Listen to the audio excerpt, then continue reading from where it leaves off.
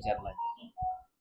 त्यांना हेच माहित नाही आमच्या भागात मुस्लिमांची संख्याच नाही आहे, त्याच्यामुळे ते हवेत फेकणं त्यांनी बंद करावं. एक मूळ प्रश्न असा आहे की जात धर्म हे जे वापरून ज्या पद्धतीनं या बलशाली मताचा जो वापर या लोकशाहीमध्ये होत होता त्याला कसं यांनी कमजोर केलं, निवडणूक आयोग भाजपचा कार्यकर्ता कसा झाला हे आता देशाच्या लोकांना कळलेलं आहे.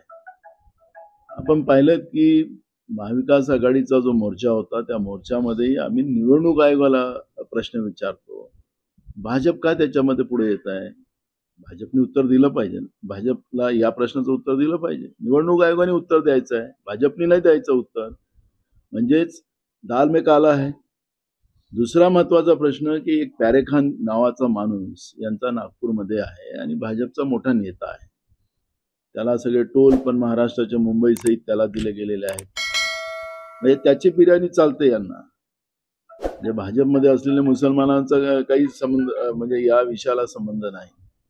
हा जो हिंदू मुसलमानाचा जो वाद निर्माण करून या लोकशाहीला कमजोर करण्याचं पाप हे लोक करायला निघालेले आहेत. त्यांनी हे पहिले थांबवावं, आमची त्यांना नम्र विनंती आहे. आणि दुसरा महत्वाचा प्रश्न असा आहे की मतचोरी निवडणूक आयोगाच्या माध्यमातून जे चाललेली आहे ती थांबवण्यासाठी भाजपने सुद्धा एक संघ या मतचोरीमध्ये करणाऱ्या निवडणूक आयोगाच्या विरोधात आमच्या महाविकास आघाडी बरोबर यावं. ही नुसतं महाविकास आघाडीच नाही, कारण की ही महाविकास आघाडी लोकशाही वाचवण्यासाठी त्यांचा हा जो प्रयत्न चालू आहे.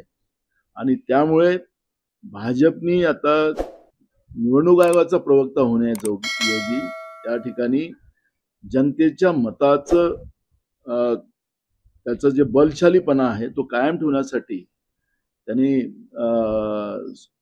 काम करावं. अशा पद्धतीचं हे जे वातावरण दूषित करण्याचं काम भाजप जे करते आहे ते त्यांनी थांबवावं आणि निवडणूक आयोगाचं वकील होणं थांबावं.